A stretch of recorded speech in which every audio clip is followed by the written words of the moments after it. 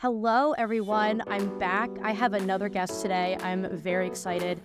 I saw the Barbie movie. My friend here, my guest, also saw the Barbie movie. And a quick little conversation said, I loved it and I hated it.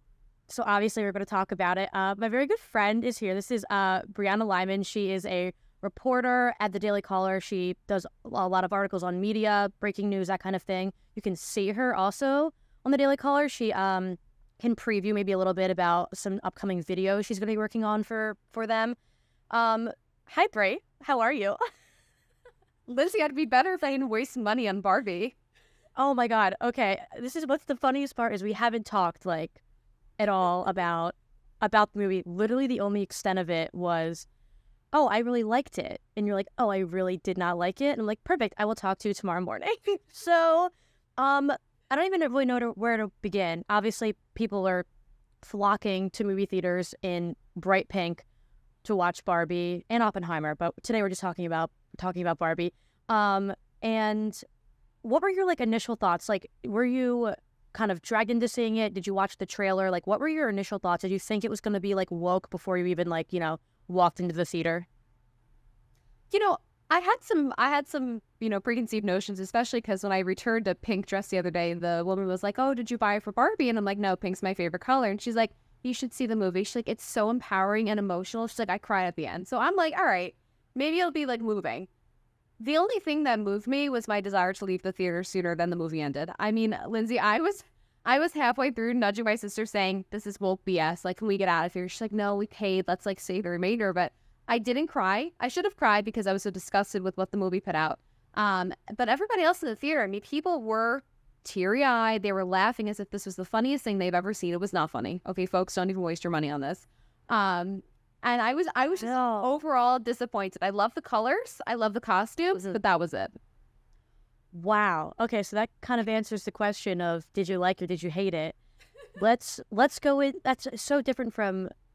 I mean, I went in thinking this is probably going to be woke because literally, can you find me a movie nowadays that doesn't have some type of political agenda pushed into it? It's very, very rare. So I went in being I'm probably going to be rolling my eyes or a little bit irritated or that kind of thing. But I thought it was funny.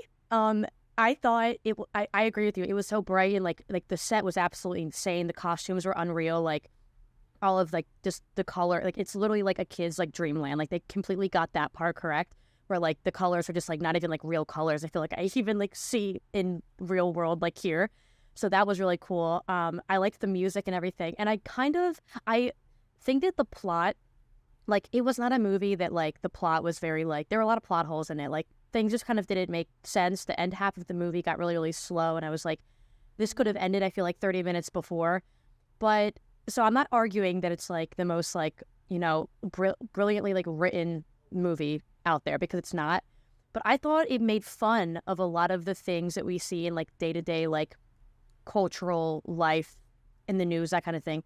I didn't think that it really put too much of an agenda that I was expecting. Think about it. We didn't go into the movie and you weren't immediately greeted with somebody's pronouns, for example. I will say that the first scene of the movie, if you remember, is a bunch of little kids with baby dolls. I'm going to give a lot of spoilers in this because hopefully people are actually seeing this by now. And they smashed baby dolls. They were taking care of these, being very motherly with these baby dolls. And then they just smashed them on the ground. Their heads were flying off. They were breaking the limbs off. It was just okay, that definitely was a Greta Gerwig, lib moment. I'll give you that of oh, not every woman has to be a mother, that's a very interesting take for the literally the first scene of the movie. But what in particular, what was the first thing that kind of set you off to this is just a lot of woke BS? Do you remember?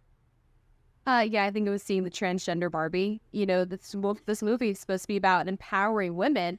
And so to empower women, they felt that they should have a man dress in drag and make a mockery of women, and that would empower us. Also, I hate to say it, the obese Barbie, Barbie is healthy. She's a healthy model. Yes, she may be a little too skinny, but obesity is not something that should be glorified or be portrayed as being healthy. And they were trying to send a message with that. I mean, they do with Lizzo. You see it in the mainstream media now. But the big things that stood out to me in the movie, and these two parts bothered me more than you can imagine, was the undertones of anti-Semitism. So first of all, when you had that young girl, the Amelia or America Ferrara's daughter, call Barbie a fascist, liberals like to toss that word around right now so happy-handedly, just calling everybody a fascist when they don't know the true meaning of fascism. And I think it really I think it sends a message that the people who did live under fascism, right, Jews in the Holocaust who were victims of fascism, it's so, to try to create some kind of moral equivalency of current politics to what happened back then is a slap in the face of those people.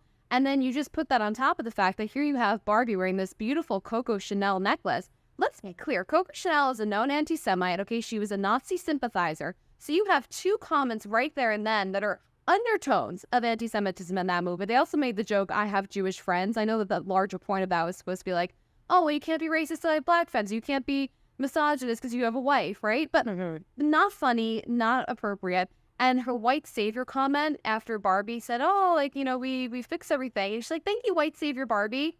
Like, shove it up your ass, Greta Gerwig. I mean, this movie, Lindsay, this movie had me irate because I hear that and it's like, why did you have to bring white stuff into it? And the worst part is that, like, we're adults, so we can pick this apart and see what's going on here. But, I mean, think of all the parents that saw this trailer and said, cool, I'm going to take my 11, 12-year-old to Barbie. They're watching this and thinking, oh, my God, this world sucks. Like, that is not true. I do agree with you on the very last part. Like, I wouldn't call this a kid's movie. Like, and I had a feeling it wasn't going to be a kid's movie from the beginning. I was like, this is going to be, poking fun at a lot of things. It's gonna probably be woke.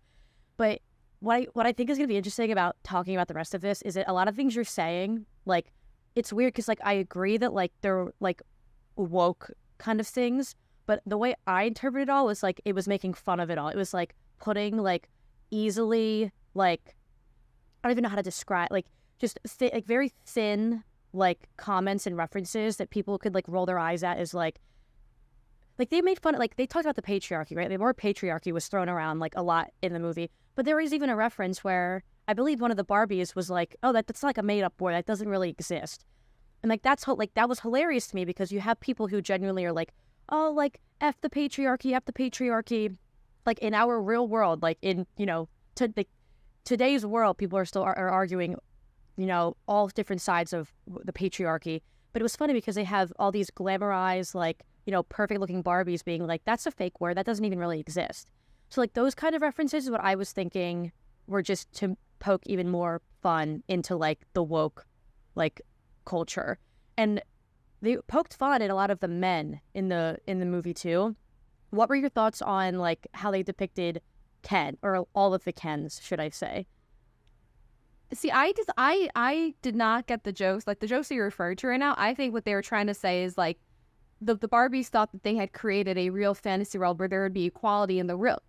Folks, I'm not saying there's not equality, but I'm saying in the Barbie movie, they said, oh, there must be equality in the real world. There could be no such thing as patriarchy because there's equality. And then the idea is that Barbie is she comes together and she says, oh my God, there's no equality in the real world. So I didn't take it as them making a mockery of it. But what they did to men is that they tried to convince you that masculinity is toxic, right? You had all the Kens. You had, clearly there was that one actor. He was a gay Ken, right? It was very clear by his mannerisms, but, he couldn't come out as gay. And so you have them trying to soften men up to a point where they're no longer men, right? They were walking in the shadows of women. That was the whole concept of Barbie Land. And I think that was also supposed to make a mockery, like, look, this is how women in the real world are. They're the Kens, men are the Barbies. But that is not the case, right? They're trying to convince young children that men should not be masculine, that men should not be in business roles. How dare they? But the reality is that when they had like Will Ferrell and that whole team of business executives, right? Look, if you look at what women go to college for statistically, right? If you look at the wage gap, things like that, it'll show you that women, for instance, will drop out of the workforce at a younger age to raise their children, right? So when they drop out of the workforce and there are men in the workforce, they're going to take those positions. You have women who go to college for things like education, nursing, more hospitable and nurturing kind of career paths. So no, they're not going to be sitting in these executive roles. And there's nothing wrong if they are. It's great if they are, right? More power to them. But they tried to convince you that women have no upward mobility in the real world, which is just flatly untrue. Interesting. it's so funny because everything that you're like, like it's funny because I'm not like disagreeing. Like you're making like excellent points. I just took everything so much more as like a joke, as if like maybe that's like I went in not wanting to be like, I was trying to not be offended. I was like, we'll just pretend that like they're gonna make fun of like everything that's wrong, in like cultural America. Like I'm gonna go in and I'm gonna laugh. Like maybe I just really like gaslit myself into laughing at this, because I thought that Will Ferrell, who was just hilarious and everything, I think that was perfect, because I didn't think that my immediate thought was not these are like toxic masculine men. It was that they're a bunch of idiots, which I thought was hilarious. Like a bunch of guys sitting around the big table or whatever, like trying to like, it's like idiot one talking to like idiot two. That was how I viewed it. And it was funny because what somebody that I know mentioned after he saw the movie that it's a guys rule movie. And I went in thinking like, oh, is this going to be like a toxic like men are the best, like like stay in the kitchen kind of movie, right? And it turned out for me at least, I was just like, oh, a man was like, oh, it's guys rule. That's perfectly like that's so ironic because the men were idiots in the movie. So of course a guy is like, oh, it was so cool. Like the men were so awesome in it because they looked like a bunch of idiots. Like some of the references that maybe like, I don't know how you feel about like some of like the jokes that were made at like poking fun at the men, like the whole Godfather reference of like, oh, like just sit with the guy, and right? Like just sit with the guy and like be like, oh, what is the Godfather? Like is that a show? Like then they have him explain to you the Godfather, which is perfect because like I could count on like both hands the number of people I know who've kind of been in a situation like similar to that where they're like, yeah, I've seen the movie, and they're like, well, let me explain it to you in case you didn't understand it the first couple of times you watched it. Like I thought that was genius, and everybody in the movie theater was laughing at that. What's another one? Like I told you, the word patriarchy was thrown around. That was hilarious. The guitar moment where like, have you ever had a guy serenade you on a guitar and you just sitting there like, how do I get out of this? That was perfect. Like those kind of moments is what made me think that the other moments that you considered more like woke and like not like offensive, but just like more like woke and like liberal, I was just like, oh, the moments like the Godfather moment and the men being dumb and that kind of thing kind of made the whole entire like overshadow the movie. Like, oh, this is like a giant joke. Like this isn't like, this is fake. But I totally see what you mean, how you're like pulling out individual references where you're just like, well, this was kind of wrong for this reason and this was wrong for this. And I was like, I kind of had the guise of like, this is all just a joke. And like Greta Gerwig is kind of funny because she's like putting these stereotypes in the movie that I think are just hilarious. Like I was just laughing the whole time. I went to go see it with my younger sister who didn't get as many of like the kind of, common like social commentary references that like we might have. But I thought that the men like bit was hilarious. Like I mean, Ryan Gosling's so like that was phenomenal just to have him in the movie. But I thought that all of the Kens were hilarious because they needed the women to function. Like in order to be like a fully functioning, Ken, they needed like the attention of the women, which I thought was funny. And I'm curious your thoughts on this because usually we hear that men are the ones who are like, oh, like women go out at night to get the attention of us, and this is kind of like flipped, which is, I think that's horrible that people think like we go out to bars or like, out with our friends, always looking for a man. That's just clearly not how that works like at all. But I thought it was funny that they were the ones who were like, well, in order for me to be like my fullest, reach my fullest potential, I need Barbie's attention, which was interesting because I feel like usually that's something that men would poke at women, be like, well, you're going out to try, you're putting on that outfit to impress me. Anything on that? Well, men love to have their egos fed, right? Right. I do it all the time. I will agree with you. Right. And it's like the easiest way to kind of shut them up and shut them down is just to feed their ego and keep moving on. And I do agree with you in that the Kens did need the Barbies to feed their ego, but they needed them to feed their ego in the sense that like, if you like remember at the end of the movie, she was like, Ken, you are enough. So he had like, I'm enough. And it's like, right. And I'm sorry, like, look, I am all for men like showing their emotions because she made a comment. She's like, it's okay to cry. Like men cry. And it's like, right. I noticed that too. Yeah. Right. There is nothing wrong with a man showing his emotions. But what the movie seemed to be doing was trying to essentially like, I'm not going to use the word, but it starts with a P, blankify men. It's like in modern day, like I don't like a man who is not a man's man. I want a guy who wants to be the provider, who wants to take the lead on things, and who wants to have, traditional gender roles. And I don't mean, and I agree with you. Right. I agree with that. Right. I am not a stay-at-home in the kitchen, housewife, right. mom, homemaker woman. But, I would like a future spouse to, for instance, be a career-driven person the same way I am, but to earn more money than I am, to take the lead on these things. And this movie was trying to essentially convince you that, like, no, women should be empowered, but that, like, women should be above men. And the reason I say that is because think of Barbie Land. It was a full bench of Supreme Court justices of women, right? It was every single branch was held by the women. And then they were shoved when men came to take over. And I understand that the play on that by Greta was to say, like, look, you're upset that women are all these positions of power, but that's how it is in the real world. That's not how it is in the real world. We have a meritocracy in the real world, but that wasn't conveyed in this Barbie movie. And again, when it comes to the Kens, like, they all just came across really fruity. Is that the word? Right? There was can you pick a single man in that movie who was masculine, and not in a toxic way, but who was just masculine? You can't. Yeah. Yeah, that's transgender Barbie. You know what's interesting about that? I didn't even know. When I looked up that whole like story about the transgender Barbie, I didn't even know that was like a thing. I missed that that like time period where that was like an issue. During I guess it was the trailer when that was revealed that there's a transgender Barbie. I missed that, and then like halfway through the movie, I was like, it kind of dawned on me. I'm like, I think this is some of the articles I was saying. It didn't even like occur to me what was going on. So like that didn't really bother me because I didn't really recognize what was like. I didn't really know about this whole I wasn't keeping an eye out. You know what I mean? I wasn't looking out.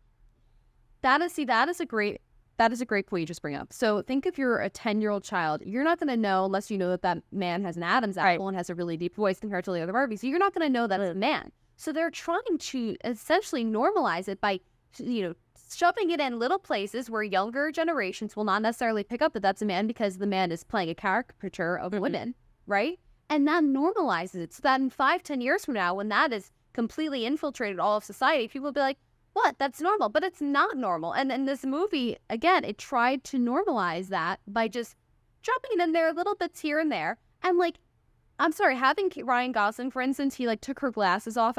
His glasses off at one point. Yes. And like was like, oh, you look so beautiful. And it's like, at what point are people going to say, I am here trying to make a movie to empower women, and I'm going to do so by empowering a man who's dressed as a woman? That is not empowering to me. That is offensive.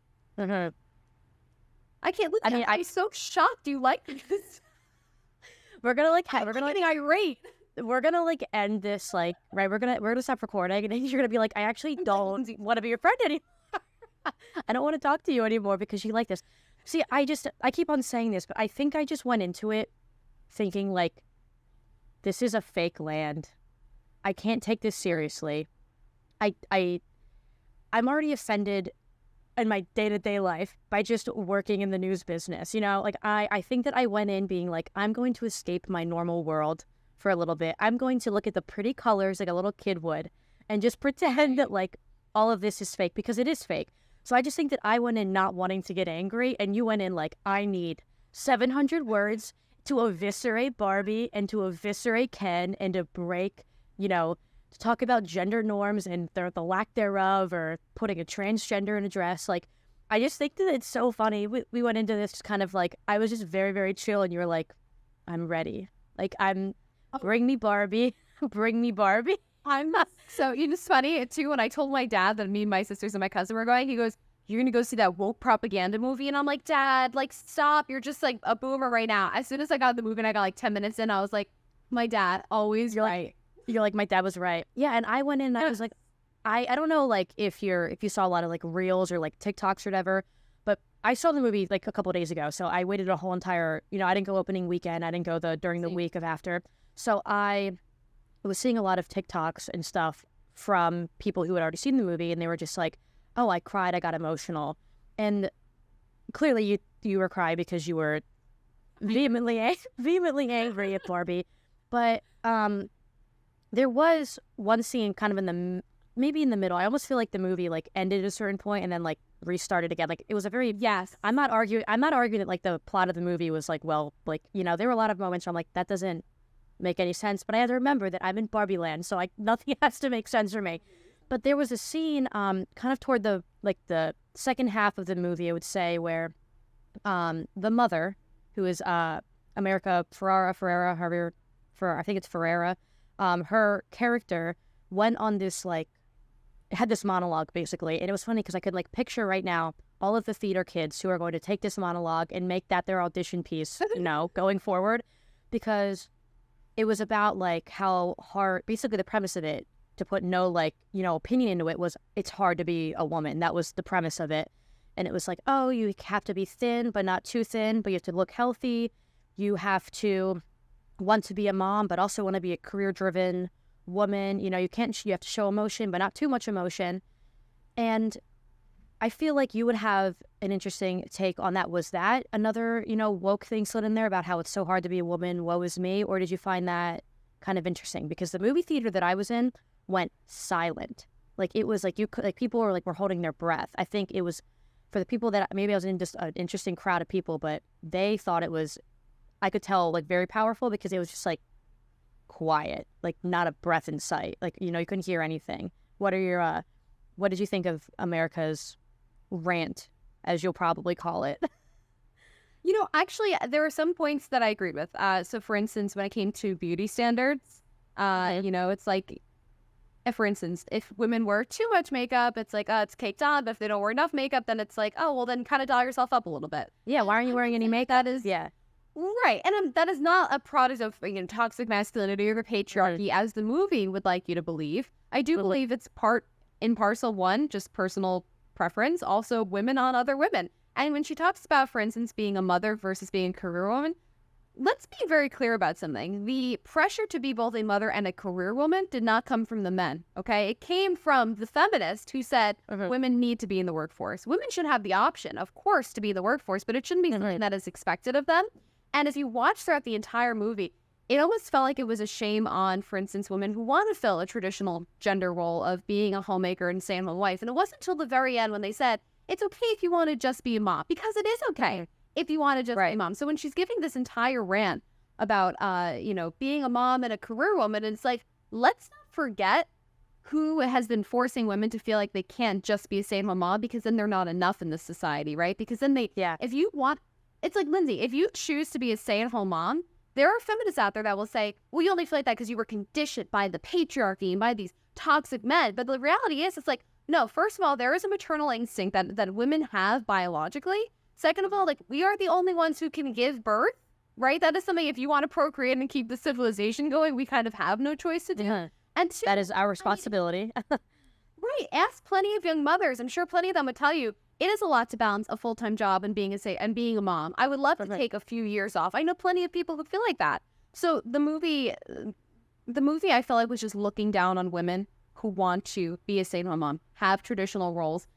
And there's a way to say it's good for women to get out in the workforce. Look, I'm in the workforce. I intend to stay in the workforce for quite a while, right? Being a mom is not on my radar right now. But there's a way to empower young women without trashing men, not toxic masculinity, just men, without trashing men, and without shaming women who do believe, for instance, in high beauty standards, who do want to look like a Barbie doll. It's okay if you want to look beautiful and pretty, right? And people say it's for the male gaze. It's for my own gaze. I got mirrors in this house, okay? I stare at the mirror and I'm like, I love the way I look, you know? We're gonna either title or subtitle this. I got mirrors in this house, and it's not for men; it's for me. That's perfect. Okay. Any other moments in the movie that I didn't touch on that you're like, Lindsay, I need to prove you wrong. I need to make you change your mind that this movie sucked. Like, what? Any other interesting? I thought that the monologue in the middle was just very like significant, so I wanted to talk about that. Talk about how Kens are viewed. If you thought that they were toxic, or if I thought they were just stupid, and I thought that was hilarious. Was there anything I missed that you want to unravel here with me to try to convince me otherwise? Lindsay, I feel like everything we just said should be enough to convince not only you who's seen it, but people who haven't seen it to not go. Look, my sister is very middle of the road. In fact, if I had to put her in one category, I'd say she's to the left. And even she walked out and she said, that felt more like an advertisement for the left than a movie. And that spoke volumes to me because she is like a raw kind of feminist kind of girl, you know? And I was like, wow. And let me put it this way. When I walked out of the movie theater, I had been like complaining here and there during the movie, like, oh, you got to be kidding me. And when I walk out, there's a bunch of girls and they're like, that was so amazing. And I was like, I said to my sister, I went, that was disgusting, a waste of money. And they all looked at me, they went, and I was like, they're like, I found the Republican, and you're just like, don't even care. I'm like, right theater, okay? I mean, it's everything in me to not live tweet during that movie, all the BS that I was watching. Wow. See, and like, going back to what I said a million times, it's like you just were getting into the nitty gritty more, and I was like, oh, there's the Chanel, for example. I'm like, product placement, gotta pay their bills. I was just like, oh, they put like a car, like I forget what car it was, and they had like pretty much like a 7-minute car. It was Chevrolet. It was they had like a Chevy like ad in the middle of it, which I thought was funny because like we'll just like recognize those kinds of things. I thought the Chanel thing was like, you know, the product placement. The Birkenstocks was a product placement. That was funny. I just took everything so much. I think the moral of this podcast and this story is I was not in the mood to get offended, and you were like, come on, Barbie, try me. Like, I'm game. Lindsay, one more thing that I just remembered. If you remember, for sure, at the beginning, they showed a map, and they showed the South China Sea.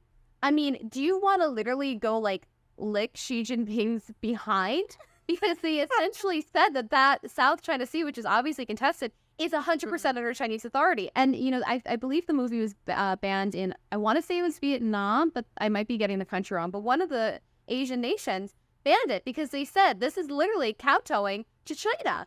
And it's like, again, we have undertones of anti-Semitism. We have smashing the patriarchy, which, look, China loves this stuff, right? Because when you smash the patriarchy and you tell men that they're toxic for being masculine, do they want to go and join the forces? Do they want to take on a more masculine role? Absolutely not. And what is the best way to take over a country aside from TikTok and all the other ways they're doing it? It's to create a society of like soft, you know, female-like men who lead too much by emotion, not by logic, and then it leads us to sends us into a society where we're like, we really do need someone to like kind of like hold our hand through all these things. And China loves that because that is the best way to infiltrate.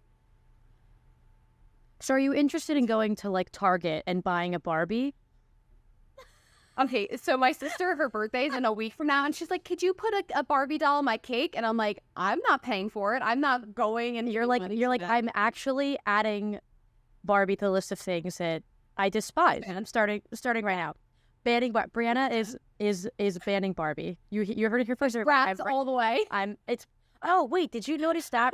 Did you notice that reference in there? I saw like a TikTok or something that do you remember the scene at the lunch table? And I guess it was a high school. The daughter was a high school student.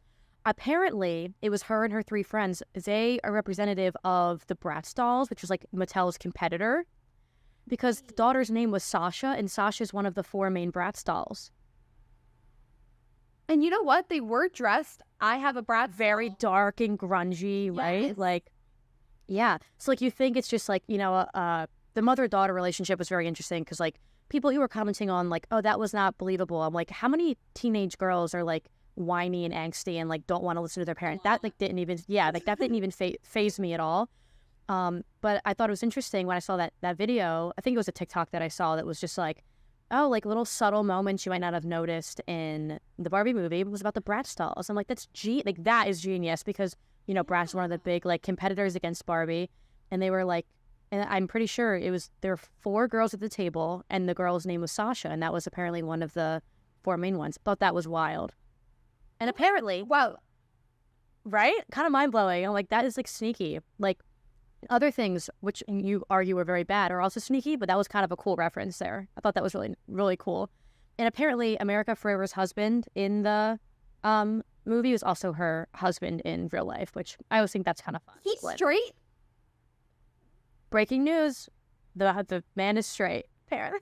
I was watching that, and that was another example to me of like a more pansy kind of guy. Like that's dress, his mannerisms. Yeah, it's her husband. It's her husband. That is mind blowing. And Lindsay, the last thing I would want to say is that the Barbie dolls were created because Ruth, her daughter, was playing with baby dolls, but she wanted right. We should talk about that. Yeah, right. She wanted something to emulate a grown woman. Okay, And throughout the years, I mean, Barbie was a doctor, a stewardess, an Arab. Like she's changed careers over the past 5-6 decades. So the entire premise of the Barbie movie, which is like Sasha the daughter was like, you've ruined standards for women, making us believe that we just like are beautiful things to look at. But it was like, no, Barbie was specifically created so that her daughter didn't have to constantly take on the mother role of taking care of a baby. It was created so that she could look at a doll and say, when I grow up, I want to be both beautiful. I want to be someone who's confident in myself the way Barbie is. And I want to be someone who puts my own needs first. And that's what Barbie represented by taking on all these career roles. So the entire premise of the movie, it's like they lost sight of it because they were just so desperate on shoving woke stuff down your throat. And the daughter is the one who argued Barbie's a fascist. And I immediately took that as like, you cover capitalism. Yeah. You cover like media, you cover like woke things on a daily basis. How many times do we hear people use the word like fascism or fascist incorrectly? So I took that as just her like, I mean, I'm just giving way too much credit to Greta Gerwig apparently because like Lindsay, you're like, Lindsay, you're missing the point. It's horrible. And I'm just like, I pretend I do not see it, I guess, because I was just like, I want to watch a movie. But I took that as like another annoying, like dumb, if I can even use that word, teenage girl just using a word, like thinking like, oh, I'm so smart, I'm going to call Barbie a fascist. Like as a 13 or 14 years old, maybe, do you even know what fascist means? Like, that's how I took it. I'm like, oh, like this young, like unintelligent, like naive daughter is just yelling words that she like, saw on TikTok or saw on the internet and just like, oh, well, Barbie, and like she read off a bunch of like buzzwords about Barbie, like, oh, well, Barbie like ruined this and ruined that. And I'm just like, no 14-year-old, unless you have way too much time on your hand or you're like criminally depressed. Do you know what all of those like words mean? And like, no, like I thought that was a bunch of like BS too.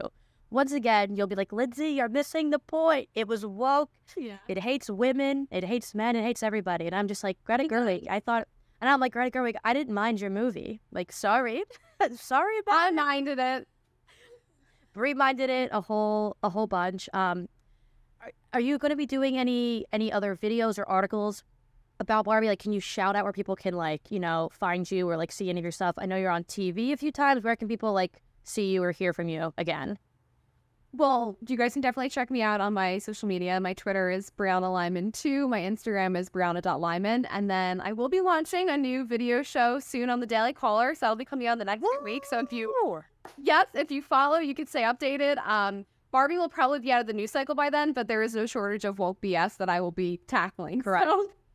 Perfect. Well, if there's nothing else to say besides, Lindsay, I can't believe you didn't like this movie or that you also hated it, then I guess we're pretty much done. I'm curious because it's interesting. I saw like 50-50. I saw a lot of conservatives who were like, that was hilarious, kind of where I'm coming from.